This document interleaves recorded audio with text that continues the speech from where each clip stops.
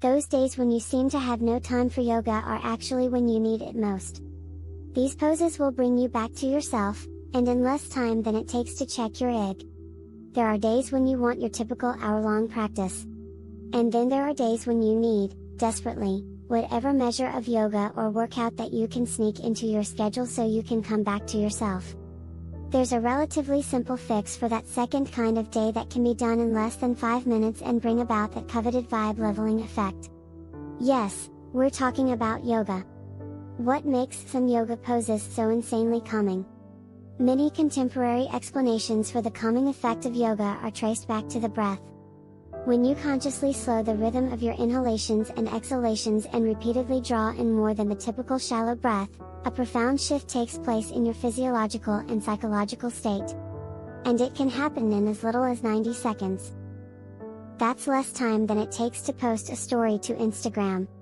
Ancient yogis seem to have known what contemporary science has repeatedly found to be true. The practice of yoga emphasizes being conscious of the breath, slowing it, and perhaps even aligning your movements with it. Yoga takes things even further, though, by incorporating the breath with an element of meditation, which is also well documented in its benefit to the psyche. Yoga asks you to remain present and aware of how you are showing up to yourself and your situation in the moment at hand. It integrates the physical with the mental by training you to be conscious of the clenching in your jaw, the hunching of your shoulders, the gripping of your hands, and any of the countless other places where you may be so accustomed to holding tension that you forget it's there and releasing it. The mind interprets physical tension as a response to a threat and a reason to be on alert. Yoga asks you, in each moment, to notice where you're making things more difficult for yourself than they need to be. What's so special about forward bends? The subset of yoga known as forward bends are, as the name implies, a class of postures characterized by a bending forward from your hips that are soothing to your low back. And these calming yoga poses particularly impact your psyche. As you fold forward, you effectively shut out the rest of the world and it becomes a little, or a lot, easier to withdraw from the chaos of life. In ancient traditions, this aspect of yoga is known as pratyahara and is described as a turning inward of the senses. Once your attention is drawn within, though, it can quickly become a tricky place to linger unchaperoned. Those looping thoughts that wonder what if or obsess about your lengthy to-do list or try to figure things out can cause tremendous unease. So it's not sufficient to simply turn inward. 1.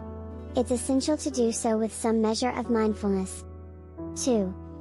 The practice of yoga trains you to keep your awareness in the moment at hand, which draws you away from looping thoughts and literally short-circuits your tendency to ruminate on unhelpful and stress-inducing what-ifs. 3. Back to the moment at hand and nothing more. 4. Physically, yoga does essentially the same thing. 5. The practice helps you not overburden the current moment with the tension that has been accumulating in the last hours, days, or even lifetime. 6. It requests that you instead settle into the reality at hand and loosen the grip tension has on your body. 7. And it affords you tools to help you do exactly that.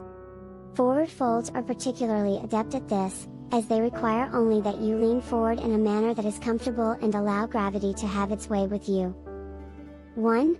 There are other ways that calm happens when the musculature of the back body is lengthened and stretched in forward bends. 2. It's complicated, but put simply, when physical tension dissipates, there is a lessening of emotional distress. 3. The effects vary depending on the particular posture. 4. When time is of the essence and you simply need to quiet down and come back to yourself, come back to the calming yoga poses below that require no prior stretching or preparation. Simply stop, drop, and yoga. The more you practice awareness and ease on your mat, if even for minutes at a time, the more likely you are to bring this attitude back to the rest of your life. This is why yoga is referred to as a practice. How to practice these calming yoga poses? All you need to practice these stretches is a stolen moment between Zoom meetings. That's it. No hauling out your yoga mat. No coordinating your schedule with online classes. No rushing to change into yoga clothes. Just stretch. How to do these poses?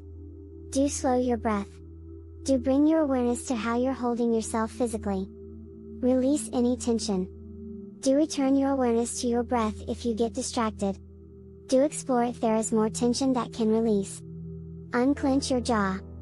Release your shoulders. Ungrip your hands. Reassess and release every few breaths. Do stay in each for a minimum of 30 seconds. Do remain in any pose longer if you feel like it, up to 3 to 5 minutes each. Do know that the time spent in any pose is going to pass regardless of whether you let yourself revel in it or rush through it. You may as well relax. How not to do these poses. Do not constantly check the time or reply to texts. Do not attempt to intensify the stretch. Do not rush as you transition between stretches to get into the next one. Do not contemplate dinner or deadlines or that series you just began to binge watch last night. 5 calming yoga poses to do right now. Uttanasana, standing forward bend. Why this pose is so calming, no need to clamber onto the floor. Instead, step back from your keyboard and simply let yourself slump forward into standing forward bend. Chances are it will feel like lazy traction on your lower back, and even that slight reduction in physical tension can bring less mental tension. How to stand with your feet alongside one another or as far apart as you like, even a little wider than your hips. Bring a slight bend to your knees. Slowly start to bend forward, bringing your chest toward your thighs and the top of your head toward the mat. Allow your hands to dangle on the ground, or you can bend your elbows and gently rest your hands on your opposite forearms. You want your shoulders to release, your neck to relax, and your head to be heavy. This posture is oft, and accurately, referred to as ragdoll. Continue to draw your breath toward your hips and, with each exhalation, release a little more tension. Stay here for at least 30 seconds. Utthana Shishasana, extended puppy pose. Why this pose is so calming, forward fold meets back bend in this soothing stretch that counteracts hunching all day. How to come into your hands and knees on the floor, in your bed, or even on your couch. You may want to slide a blanket or pillow beneath your knees. Walk your hands about a foot forward and slightly wider than your shoulders. Ensure your hips remain stacked over your knees. Slowly release your forehead toward the mat. Relax your shoulders, arms, and hands. Let most of your weight be in your knees. With each exhale, let your chest sink a little closer to the ground. If you have no known neck issues, you can slowly lift your head and rest your chin on the mat if you like. You can easily rest your forehead on the mat for a stretch that's less intense. Stay here for at least 30 seconds. Balasana, child's pose. Why this pose is so calming. Child's pose may sound like it's all play. It's actually less about that and more about taking a moment's respite from being an adult. Given the proliferation in the last year and a half of memes depicting this as the yoga pose people most want to crawl into, and remain in, it's safe to say this is a place that brings some measure of quiet escape. How to, from hands and knees, bring your feet toward one another at the back of the mat. You can bring your knees a little wider than your hips, or you can bring them together. Try one, and if it's not comfortable, come into the other. You may want to slide a blanket or pillow beneath your knees. Start to walk your hands forward and lower your forehead and your chest toward the mat. Your forehead may rest on the mat. If it doesn't touch, consider sliding a folded blanket, a block, or a couple books underneath. You simply want enough height to lift the ground to meet you. Let your shoulders release. There's no need to tense the arms or press through the palms. With each exhale, let your hips and shoulders release a little closer to the mat. Stay here for at least 30 seconds. Janu Shirshasana, head of the knee pose. Why this pose is so calming. It doesn't matter what this pose looks on your body. It's all about how it feels in your body. You want a slight stretch in your lower back, the back of your straight leg, and the outer edge of your bent knee, as well as that same side hip. Your neck, shoulders, and arms get to completely relax, something that rarely happens during the day. You may end up lingering here longer than you'd imagine. Let yourself. How to, come to a seated position with your legs straight in front of you. Bend your right knee and bring the bottom of your right foot to your left inner thigh. You may want to slide a folded blanket or a pillow under your bent knee and or your straight knee. Inhale and sit tall, as though you're lifting your chest away from your hips, before you exhale and turn slightly to the left and let your chest fall toward your thigh.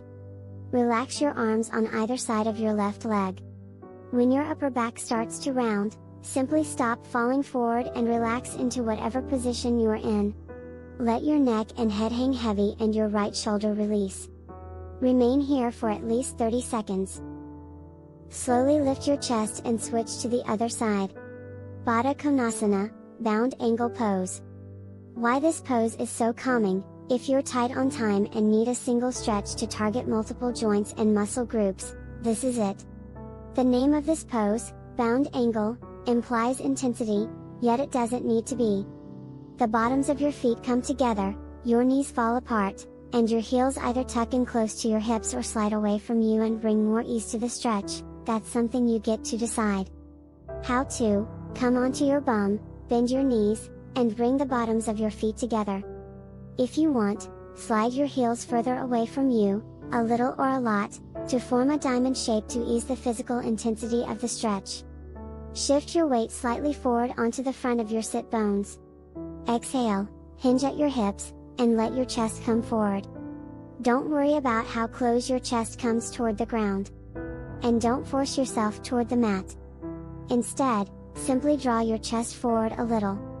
When your upper back starts to round, cease trying to lean forward and simply let your shoulders and neck relax and your head hang. Stay here for at least 30 seconds. Slowly lift your chest and use your hands to bring your knees toward one another, and then straighten your legs and pause prior to resuming your life.